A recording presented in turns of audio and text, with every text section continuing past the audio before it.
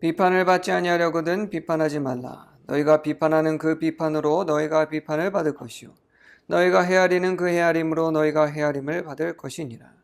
어찌하여 형제의 눈 속에 있는 티는 보고 내 눈 속에 있는 들보는 깨닫지 못하느냐. 보라, 내 눈 속에 들보가 있는데 어찌하여 형제에게 말하기를 나로 내 눈 속에 있는 티를 빼게 하라 하겠느냐. 의식하는 자여, 먼저 내 눈 속에서 들보를 빼어라. 그 후에야 밝히 보고 형제의 눈 속에서 티를 빼리라. 아멘. 여러분, 한 주 동안에 누군가에게 비판을 받으신 적 있습니까? 친구들 사이에서도, 또 직장 사이에서, 주변, 심지어는 가족에게서도 비판을 받는 일들이 그렇게 어려운 건 아닌 게 바로 우리 사회죠. 특히나 SNS라든가 여러 가지 우리가 접하는 매체라든가 특히나 정치에 관련된 이런 뉴스, 우리가 제일 많이 보는 게 비판과 판단입니다. 특히나 요즘 우리 주위를 보면은 나라 안팎으로 비판이 참 판을 치는 것 같습니다. 아까 우리가 중보기도도 했지만 미국과 그리고 또 이스라엘 그리고 유럽 국가 사이에서 지금 일어나고 있는 모든 일들을 보면 서로에 대한 비판이 끊이지 않죠. 이스라엘이 이란에 그런 핵포기하지 않는다는 이유로 총 공격을 펼쳤고, 지금 이란은 보복으로 오늘 새벽만 해도 100발의 미사일이 지금 이스라엘 그 영토에 떨어졌다고 하고요. 트럼프는 오늘이죠. 미국 시간으로 14일 날 자신의 생일이랑 맞춰서 열병식을 했습니다. 그 열병식 반대편에서는 수많은 사람들이 뉴욕과 그리고 캘리포니아 주 중심으로 많은 사람들이 트럼프 반대 시위를 또 펼치기도 했습니다. 우리나라도 마찬가지죠. 정치적으로 새로운 정권이 들어섰지만 여전히 여당과 여당이 다를 것 없이 서로에 대한 그 손가락질을 하고 비판을 하는 모습을 보게 됩니다. 이런 시대 속에서 예수님께서는 우리에게 이렇게 말씀하십니다. 비판하지 말라. 근데 이 비판하지 말라는 부탁이 아닙니다. 그랬으면 좋겠어가 아니고 명령입니다. 분명하게 비판하지 말라. 사실 예수님 시대에도 비판이 굉장히 흔했죠. 어쩌면 지금보다 더 심했을 수도 있습니다. 왜냐하면 우리가 잘 알고 있다시피 이스라엘 백성들은 당시 율법주의 사상을 가지고 있었기 때문에, 특히나 오늘 예수님께서 겨냥해서 얘기하고 있는 바리새인하고 종교 지도자들은 그 율법을 기준으로 삼아서 사람들을 비판하고 평가했습니다. 예를 들면 저 사람은 죄인이다. 저 여자는 부정한 사람이다. 저 사람은 우리가 죄인이 얻는 그런 질병 그리고 귀신에 들렸기 때문에 저 사람은 부정한 죄인이다.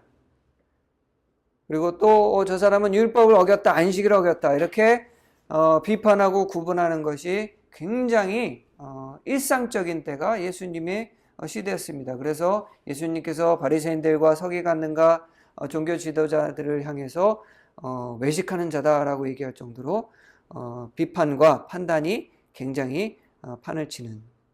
근데 대부분의 비판과 판단이 누구를 향하고 있었느냐? 우리는 잘 알고 있다시피 사회적으로 소외된 사람들, 세리라든가 과부라든가 질병이 있는 사람, 장애가 있는 사람, 또는 귀신에 들린 사람, 또는 어쩔 수 없이 성매매를 하고 있는 이런 여성들을 향해서 이런 비판들이 집중되고 있었죠. 그래서 자신들이 가지고 있는 규칙, 율법을 자신들이 잘 해석하고 자기들만 율법에 따라서 판단할 수 있다라고 얘기하면서 율법을 지킨 사람은 의로운 사람이고 율법을 지키지 않는 사람은 죄인인, 버림받은 사람이다라고 손가락질하고 사회적으로 고립시키는 그런 일들을 하는 시대가 바로 예수님께서 이 말씀하시는 그 시대이기도 했습니다. 자신들이 사람들로 이렇게 해서 사람들을 더 영적으로 성숙하게 만든다, 성스럽게 만든다 라고 생각했을 수는 있어요. 하지만 자기 스스로 속이는 거죠. 예수님께서는 그 내면을 잘 알고 있었습니다. 때문에 예수님께서는 이런 종교적 판단, 비판의 문화를 정면으로 반대하시고 오늘 본문에 말씀하신 것처럼 너희가 비판하거든 비판을 받지 않으려거든 똑같은 걸로 비판을 받지 않으려거든 너희들도 비판하지 말라라고 명령하고 계신 겁니다. 그리고 예수님께서는 남을 비판하고 판단하기 전에 먼저 너희 자신을 돌아보라 라고 말씀을 하고 계신 것이 오늘 본문의 말씀이죠. 그러면 우리는 왜 비판을 그렇게 잘할까요? 우리는 왜 그렇게 사람들을 비판하고 판단하는 걸 좋아할까요?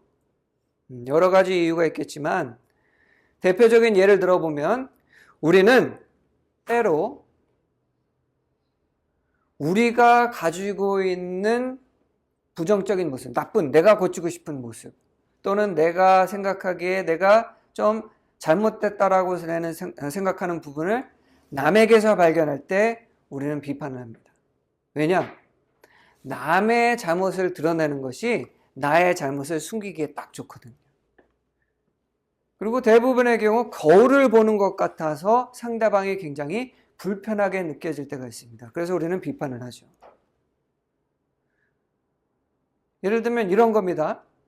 거짓말을 밥 먹듯이 하는 사람, 이런 표현은 좀 그렇지만 자주 하는 사람은 누가 거짓말하는지를 금방 알 수 있습니다. 왜?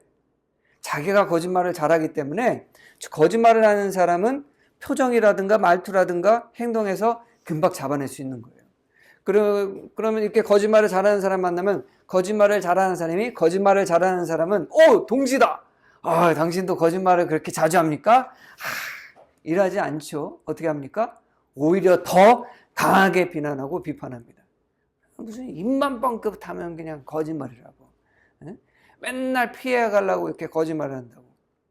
그래서 이렇게 비판을 잘하는 사람을 보면 대부분 비판하는 대상이 자기랑 똑같은 사람일 경우가 많습니다. 왜? 보면 불편하거든요. 자기가 고치고 싶은 모습을 남에게서 발견하면 비판하게 된다는 거죠.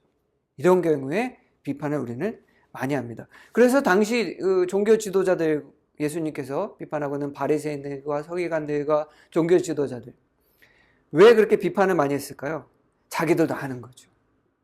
겉으로는 율법을 잘 지키는 것처럼 보이지만 자기의 문제는 누가 제일 잘합니까? 자기가 잘 알잖아요. 그러니까 그런 가지고 있는 그런 내면에 인정하고 싶지는 않지만 그 속에 있는 그런 죄책감.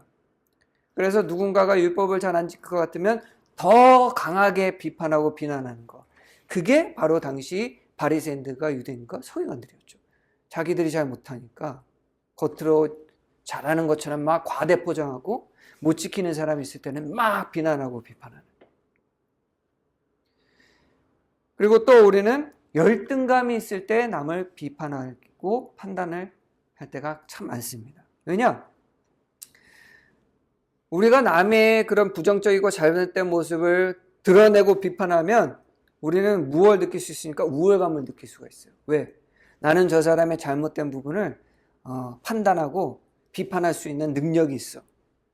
그럼 반대로 무슨 말이냐? 내가 열등감을 가지고 있다는 거죠. 그래서 정신적으로 열등감이 많은 사람들은요, 남을 비판하기를 굉장히 즐겨합니다. 그런 식으로 자신의 약한 모습을 숨기는 거예요. 그러니까 아이들로 치면은 센 척하는 거예요. 그죠? 우리 아이들 중에서 우리 아들들 또래가 있는 애들도 누구에 대해서 막 뭐라고 하고 자꾸만 모진말하고 막 이렇게 지적질하는 애들 보면 자기가 자신감이 없는 애들이 굉장히 많아요. 세지고 싶어서.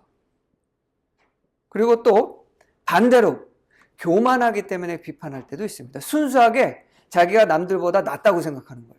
남들보다 똑똑하다고 생각하고 남들보다 능력이 많다고 생각하고 남들보다 더 정의롭다고 생각하기 때문에 남을 판단하고 비판하고 내리깎는 거죠. 그리고 더 나쁜 경우에 비판하고 판단할 때도 있는데 어떤 경우냐? 순수하게 이득을 취하기 위해서. 어떤 이익을 얻기 위해서. 경제적인 이득이라든가 또는 정치적인 이득을 얻기 위해서 또는 상대방의 것을 빼앗기 위해서 약점을 건드리고 비판하고 비난해서 그 사람에게 피해를 입혀서 자신이 이익을 얻으려고 순전히 비판하는 경우가 있습니다. 뭐 개인적으로 이런 경우도 있지만 국가가 서로 이렇게 하는 경우도 있죠. 예를 들면 두 나라가 전쟁을 할 때 특별한 정당한 사유 없이 상대방을 막 비판을 하죠. 그렇게 해서 전쟁에 대한 정당성, 이유를 찾는 경우가 굉장히 많습니다. 이건 대부분 어떤 경우냐? 이득을 얻기 위해서 비판하고 비난을 하는 거죠. 그래서 예수님께서는 그런 우리들에게, 당시 사람들과 또 오늘날의 우리들에게 이런 비유를, 너무나도 재밌는 하지만 정확하게 전곡을 찌르는 비유를 우리에게 말씀하시지 않습니까? 어찌하여 형제의 눈 속에 있는 티는 보고 내 눈 속에 있는 들보는 깨닫지 못하느냐. 이 들보가 얼마나 큽니까? 영화에서는 플랑크, 목재 이렇게 얘기를 하고 있는데, 눈 속에 있는 톱밥은 보면서 자기 눈에 박혀있는 거대한 통나무는 보지는 못한다는 거예요. 이거 한번 상상을 해보십시오. 잘 보이지도 않게 그냥 눈에 그냥 이따만한 그 나무가 박혀있는데 이리로 와가지고 야 네 눈에 그 톱밥 있어, 내가 꺼내줄게. 이 모습이 얼마나 우스꽝스럽습니까? 굉장히 극단적이지만 너무나도 정확한 말씀이에요. 예수님은요 굉장히 센스가 많고 재치가 있는 분입니다. 이 얘기를 듣는 순간 많은 사람들이 속으로는 굉장히 찔리기도 했지만 굉장히 속으로 우리 말로 하면 빵 터졌을 수도 있어요. 그 생각을 하면서. 아마 예수님께서 바리새인들과 서기관들과 종교 지도자를 보면서 딱 이런 모습이 보이셨을 거예요. 하나도 나을 게 없는데 오히려 더 율법을 지키지도 않는 바리새인들과 서기관과 그리고 종교 지도자들이 사람들 보고 율법을 어겼느니 죄인이니 이렇게 정죄하는 그 모습을 보면서 예수님께서 얼마나 속으로 웃으셨겠습니까? 그런데 우리도 너무나도 자주 이런 행동을 한다는 거죠. 사실 우리 가운데 죄가 없는 사람은 아무도 없습니다. 그죠? 우리가 착각하는 것처럼 내가 누구보다 낫다. 아니에요. 우린 다 똑같습니다. 하나님의 눈앞에는, 예수님 눈앞에는 모든 사람이 다 죄인이에요. 분명히 말씀하셨지만 이 세상에 의인은 단 한 명도 없습니다. 예수님을 제외하고는 아무도 이 세상에 엄마 뱃속에 태어난 인간 중에 죄가 없는 사람은 단 한 명도 없어요. 우리 아들들도 하루에 몇십 번씩 잘못하고 죄를 짓습니다. 우리들 가만히 생각하면 그렇지 않습니까? 그런데 누구를 보고, 저도 아무런 자격이 없어요. 누구한테 뭐 네가 한 거는 정말 지옥에 갈 정도로 율법은 말할 것도 없고 우리 가장 기본적인 십계명도 완전히 다 그냥 나 못 지켰기 때문에 난 지옥 갈 사람이다 이렇게 얘기할 수가 없어요. 제가 목사라고 해도 어느 누구한테 너는 죄인이다, 뭐 너는 지옥 간다 이렇게 얘기할 수가 없습니다. 애초에 우리는 그럴 만한 자격도 없고 능력도 없어요. 누가 천국에 가고 지옥에 가는 걸 누가 결정합니까? 하나님이 결정하는 거예요. 그런데 우리가 누구한테 대고 뭐 너는 그렇게 하면 지옥 간다, 우리가 지옥 간다고 얘기한다고 그 사람이 지옥 가겠습니까? 그렇게 말하는 우리가 지옥 갈 수도 있는 거예요. 그렇지 않습니까? 사실 저도 어렸을 때 나쁜 짓 많이 했어요. 특히나 얼마 전에 제가 어제 뉴스를 봤는데 누가 그 찜질방에서 자고 일어났는데 자기 핸드폰에 사진을 찍고 갔다는 거예요. 그것도 자기 여자친구 신체 일부를 이렇게 겨냥을 해서 자기 얼굴을 그대로 대놓고 사진을 찍고 갔다. 그래서 찜질방에 신고가 들어와서 경찰들이 이제 찜질방에 간 거예요. 갔더니 이제 CCTV를 확인해 봤더니 남자 2명이 그 찜질방에 다 이렇게 잘 수 있는 방이 있잖아요. 거기 들어가가지고 자고 있는 커플을 보면서 막 얘기하다가 여자 신체 일부를 만지고 그리고 또 뭐 얘기하더니 가서 셀카를 찍고 가는 모습이 찍혀 있었다고 합니다. 그래서 그 찜질방을 다 뒤져가지고 두 남자를 발견한 거예요. 그때 잡고 나니까 고등학교 2학년 2명이었던 거예요. 장난이었답니다. 한 친구가 너 그렇게 할 수 있어? 라고 막 부축해가지고 가가지고 만지고 또 뭐 할 수 있어? 그래서 셀카를 찍었다는 거예요. 그거 할 때 당시에는 잘못이라 생각 못했다. 장난이었다. 그리고 셀카 찍는 거는 요새 청소년들 사이에 유행이랍니다. 모르는 사람 핸드폰에다가 자기 사진 찍고 가는 거. 그런 장난이 요새 유행이래요. 10대 사이에. 자, 우리 어린 친구들이요. 죄인지도 모르고 하는 그런 잘못된 행동들이 굉장히 많습니다. 그런데 우리가 걔들 보고 뭐 어쩌다 할 수 있는 자격이 없어요. 사실 저도 우리 우주원이만 할 때 문방구랑 이런 가게에 가서 도둑질 많이 했어요. 왜냐하면 그때 당시는 우리 그게 유행이었거든요. 그게 담력 그 시험한다고 그래가지고 그런 그 문방구나 지금처럼 막 CCTV도 없고 거울도 없거든요. 내가 5학년 때였을 거예요. 그때 그 친구들끼리 막, 너 들어가서 몇 개나 들키지 않고 훔칠 수 있냐, 이게 한참 유행이었어요. 그래서 겨울이 되면 우리 아이들이 잠바를 입는데 잠바를 크게 입지 않습니까? 그러면 그 잠바가 두툼하잖아요. 그러니까 그 안에다 뭐 넣어도 몰라요. 그러면 3명이서 들어가서 2명은 그 주인 아저씨 막 이렇게, 막 그 시선을 빼앗고 1명은 물건을 막 집어넣어서 나오는 겁니다. 그리고 나와가지고 이제 꺼내보면서 개수를 세는 거죠. 이게 유행이었어요. 사람은요, 선적적으로 죄를 짓고 살아갑니다. 그것도 재밌어서. 남에게 피해를 주는 일들을 많이 해요. 그런데 우리가 누구한테 손가락질 하면서 너는 옳네, 너는 틀리네, 너는 죄인이네, 이런 말을 할 수가 있겠습니까? 제가 이제는 목사가 됐다고 해서 제가 누군가가 아이가 장난으로 물건 훔쳤을 때 막 맹비난을 하면서 그렇게 하면 지옥 간다 라고 말할 수 있을까요? 그건 정죄입니다. 정죄. 예수님께서 우리에게 그렇다고 해서 누구를 절대로 교정을 하지 말라라는 얘기는 아닙니다. 대신 겸손한 마음과 자신을 돌아보는 마음, 그리고 무엇보다도 사랑으로 분별하라는 겁니다. 그런데 비판과 분별은요, 굉장히 다릅니다. 비판은요, 정죄예요. 예를 들면 넌 틀렸어. 너는 이제 끝이야. 넌 죄인이니까 너는 이제 지옥 가는 거야. 이게 비판이고 정죄입니다. 그러나 분별은요, 영어로 discernment라고 하는데, 분별은 회복을 위한 회복을 위한 판단이에요. 무슨 얘기냐? 야, 네가 이 부분은 좀 잘못했다. 도움이 필요하겠구나. 나랑 같이 그걸 좀 고치고 같이 가자. 왜? 나도 그랬었어. 예를 들면 제 아들이, 절대로 그러면 안 되겠지만, 문방구에서 뭐 물건 훔쳤어요. 큰일 나죠. 요새는 애들은 교육을 잘 받아서 그러진 않지만, 만약에 그랬다고 칩시다. 그러면 제가 어디 물건을 쳐가지고 그냥 막 욕을 하면서 이제 아들을 막 때리고 막 그러면 뭐가 될까? 우리 아이가 변할까요? 그냥 어떤 생각하겠습니까? 공포. 그리고 그 자신이 한 것에 대한 그런 죄책감도 있겠지만, 다음엔 또 이런 생각, 들키지 말아야겠다. 이런 생각만 있을 뿐이죠.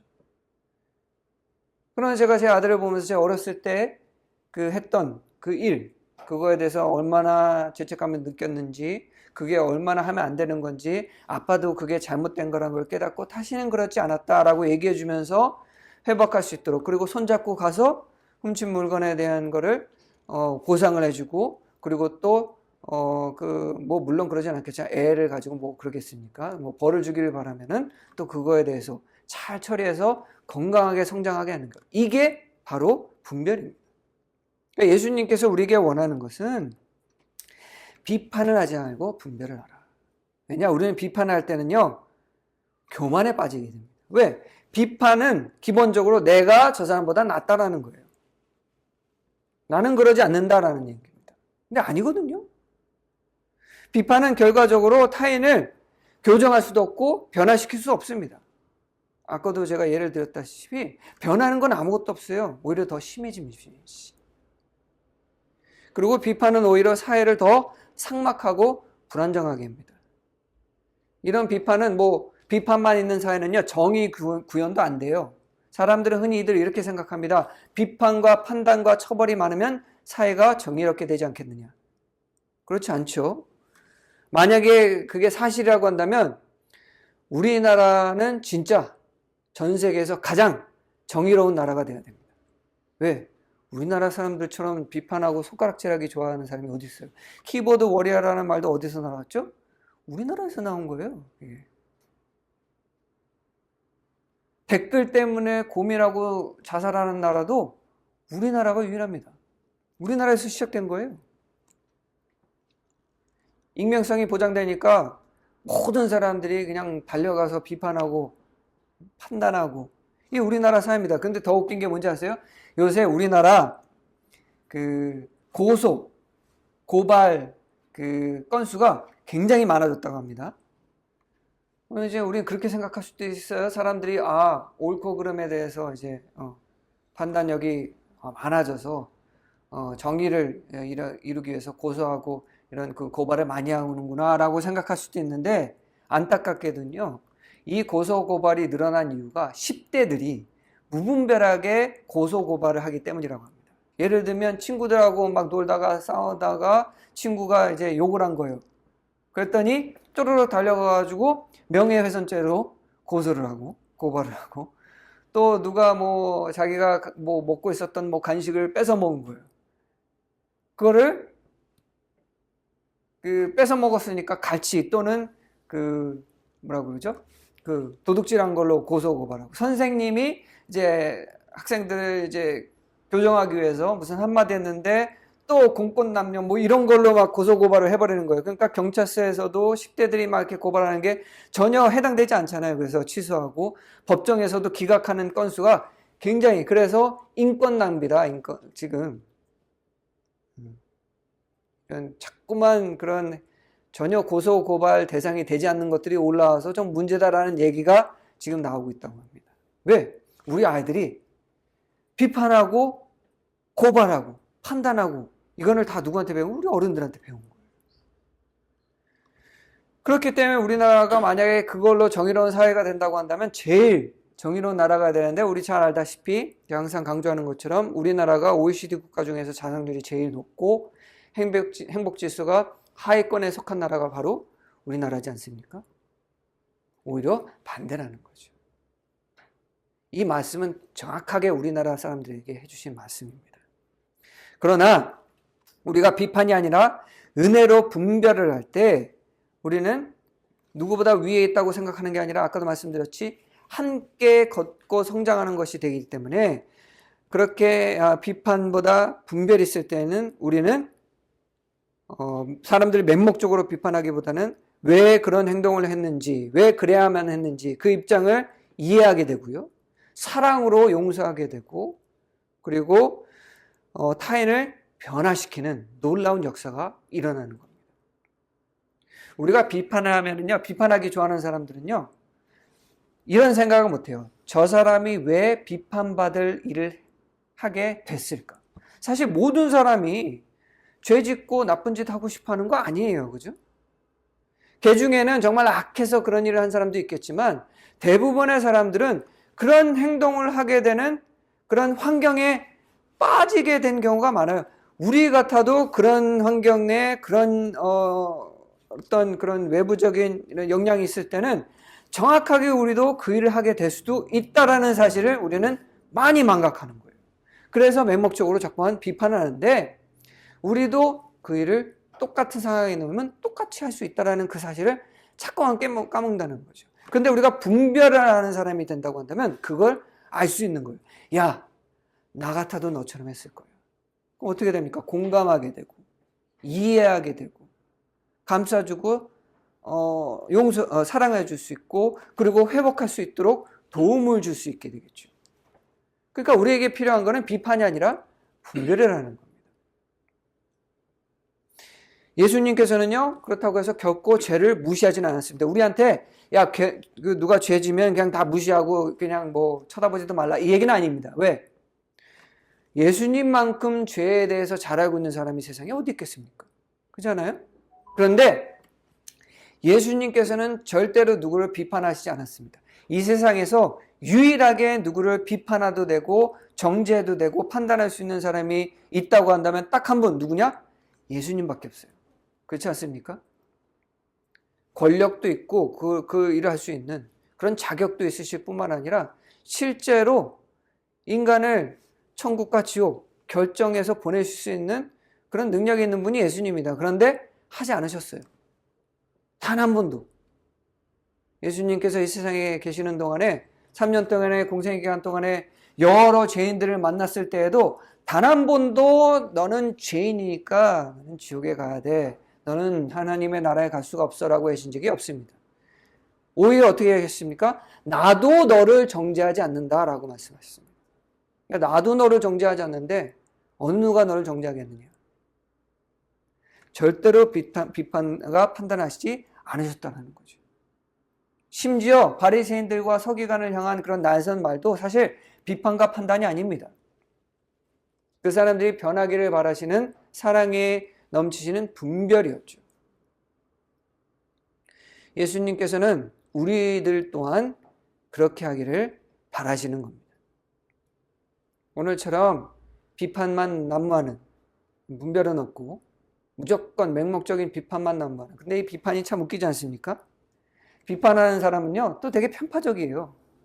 자기가 좋아하는 사람은 절대로 비판 안 합니다. 그죠? 근데 자기가 싫어하는 사람은 그냥 막 맹목적으로 비판을 해요. 분별의 능력이 사라져 있는 겁니다. 그런 시대에 살아가는 우리들에게는 이 말씀은 너무나도 중요합니다. 가정에서, 학교에서, 직장에서, 또 심지어는 가정에서, 그런데 너무 안타까운 거는 교회에서도 서로를 비판하고 판단하고 너무나도 많은 사람들이 상처받고 또 너무 많은 사람들이 목숨을 잃고 있지 않습니까? 이 비판이 그냥 단순히 상처받고 끝나는 게 아닙니다. 많은 사람이 실제로 목숨을 잃잖아요. 스스로 목숨을 끊거나 아니면 그 비판이 난무해서 서로 충돌이 일어나서 서로 생명을 잃는 일들이 지금 비일비재하게 일어나고 있지 않습니까? 이런 비판이 합리적이다라고 생각하는 이런 착각, 그것을 예수님께서 지금 멈추라, 비판하지 말아라 라고 말씀하고 계시는 겁니다. 이런 때에 여러분들 교회가 비판이 없고 사랑의 분별로 가득하면 어떻겠습니까? 쉴 것 없는 세상 사람들이 교회에 와서 치유를 얻고 안식을 얻지 않겠습니까? 근데 교회까지 와가지고 판단당하고 받고 막 비판당하면은 누가 교회 오겠어요? 그런데 안타깝게도 우리 많은 교인들도 그렇지 않습니까? 우리는 구원받았으니까 우리는 그 선한 사람들이고 안 믿는 사람들은 죄인이다 이렇게 쉽게, 너무나도 쉽게 판단하고 비판하고, 너희들하고 우리 그 그리스도인들하고는 뭐 서로 상종을 하면 안 돼 이러면서 서로 그냥 고립된 이런 벽을 만들어 놓고, 응? 세상 사람들이 즐기는 거는 다 나쁜 거다 얘기하면서 판단하고 비판하고, 다 나쁜 건 아니잖아요. 그죠? 이러면 예수님께서 아무것도 변하지 않는다는 거예요. 지금 이 말씀은 세상 사람들의 말씀이기도 하지만 우리에게도 하는 말씀입니다. 야, 비판하지 말아라. 네가 나의 사랑스러운 자녀라고 해서 저 밖에 있는 사람들도 내가 사랑하는 자녀들인다. 너희들도 죄인이셨지 않았냐? 너희 의로 구원을 받은 것이 아니라 나의 은혜로 너희들이 구원을 받고 의롭다라고 내가 너희들한테 얘기해 준 것뿐이지 진짜로 어려운 건 아니지 않냐. 근데 내가 어디 사람들에게 손가락질하고 비판하냐. 그러면 너희들이 어떻게 세상의 빛과 소금이 되고 그들을 구원하겠느냐라고 예수님께서는 오늘 우리에게 말씀하고 계시는 거죠. 그래서 우리는 오늘 우리 스스로에게 물어봐야 됩니다. 나는 칭찬보다는 격려보다는 비판의 말을 많이 하는가? 그리고 결단을 해야죠. 비난보다는 칭찬을 하자. 힘을 주는 말을 하자. 이렇게 결단을 해야 됩니다. 그리고 또 한 가지, 나는 나의 모습을 생각하지 않고 남에 대한 그런 남의 행동과 말을 지적만 하고 있지는 않는가. 그리고 남의 말을 듣기보다는 나의 말을 말하는 것을 더 좋아하지는 않나. 내가 분별을 하기 위해서는요, 말을 들어야 돼요. 왜냐하면 내가 그 사람이 어떤 생각을 하고 있는지, 왜 그런 행동을 했는지를 알아야 될 거 아닙니까? 근데 듣지 않는데 어떻게 알 수가 있겠어요? 우리는 듣는 걸 잘해야 됩니다. 경청을 해야 된다는 거죠. 그리고 지적하기보다는 분별을 하고, 그리고 누군가에게 대해서 우리가 분명히 그 사람을 바꾸기 위해서 잘못한 건 잘못했다라고 얘기를 해줘야 되는데, 정죄를 하고 비판하는 것이 아니라 기도하고 깊이 생각하고, 아, 정말로 이거는 내가 사랑하는 마음에 저 사람이 변화됐으면 좋겠다라는 그런 마음을 가지고 적절한 때에 말은 해야 된다는 겁니다. 근데 항상 뭐가 동반되어야 된다는 얘기냐? 기도가 동반이 돼야 된다는 거예요. 그렇지 않고서는요, 말이 100% 비난, 정죄로 나갈 수밖에 없어요. 우리 인간이 그래요. 세상은 우리에게 계속 말합니다. 판단해라. 취소해라. 정죄하라. 상정하지 말아라. 세상이 그렇습니다. 하지만 예수님께서 오늘 분명하게 말씀하십니다. 사랑해라. 용서해라. 그리고 너희들도 똑같으니, 그러나 똑같이 사랑하는 자느니 함께 걸어라. 예수님께서 우리에게 말씀하십니다.